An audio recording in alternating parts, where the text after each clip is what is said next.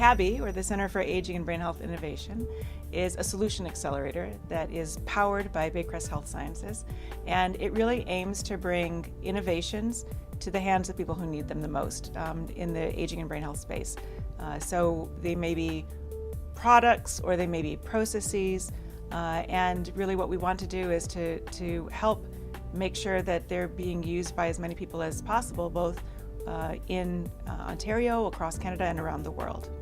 I think one of the themes that emerged at the conference over the last couple of days really is that we are at an inflection point in innovation for seniors. The convergence of artificial intelligence and digital technology and big data, all of these sorts of things are combining now to help us think about aging in a way that we've never been able to think about before. So I think we're really on the cusp of something really interesting.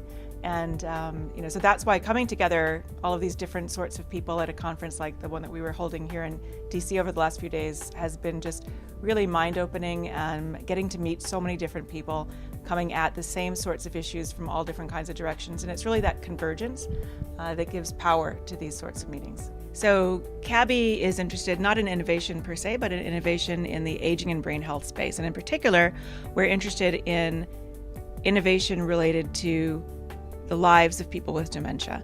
And so we've got 4 priorities that we're looking at right now. One is helping individuals age in the place of their choice.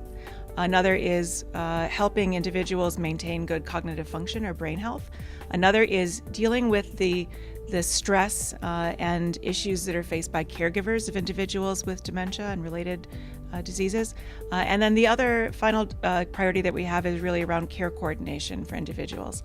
Because you can imagine that if you have dementia, Alzheimer's or related dementia, you may be working with many, many different kinds of physicians and other care professionals, and it's really challenging to make sure that all of that information is being integrated in some way.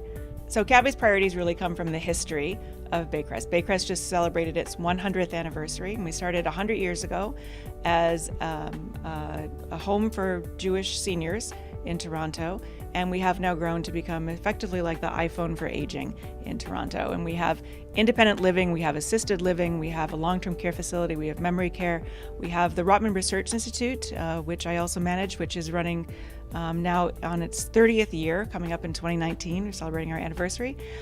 We have a huge educational program.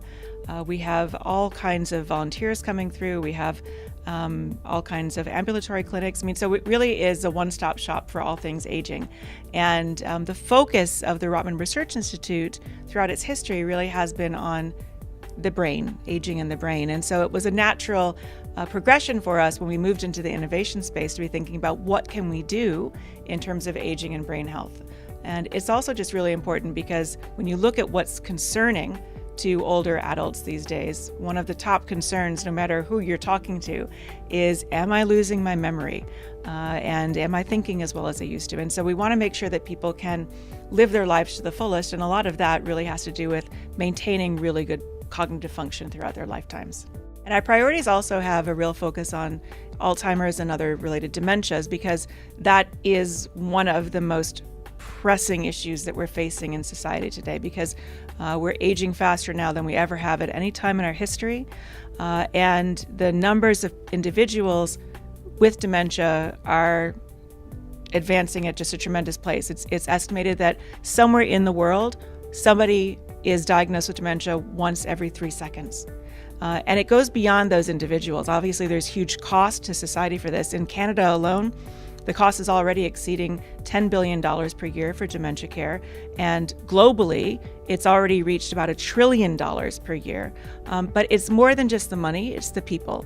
And it's not just the people who are affected personally by dementia, but all of the people who are surrounding them, their family and their friends and the caregivers. So we've estimated that in the United States alone, something on the order of 18 billion people hours per year are being spent by family and friends in unpaid caregiving for seniors with dementia. And that's just a huge impact in terms of people's lives. So whatever we can do to make not just the lives of individuals with dementia better, but the lives of the caregivers better, it's making a huge difference for society.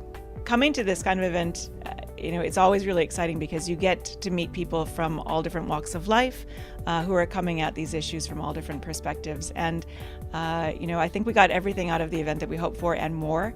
We met a whole whack of people doing really interesting things that have amazing innovations. And every time I come to one of these meetings, I think I've heard every possible innovation in the world, because CABHI's already funding over 200 projects and we've had thousands of applications coming in. But I'm always exposed to something new. And for me, what's really exciting is starting to think about how we can connect people, because that's a big part of what CABHI does, is form these connections. And so I'll see, an innovator in this space working on a problem and an innovator in this space working on that problem. And I'm thinking, how can we connect those to make something that's even more impactful for society? And the folks that we meet here are always really receptive to that. And it's so inspiring. The only problem is when I go home, my staff, I drive them crazy because I have 10,000 new ideas that I get at all of these conferences. But I think in the end, it's good for everyone. So, thanks to Mary and the whole crew for another wonderful conference.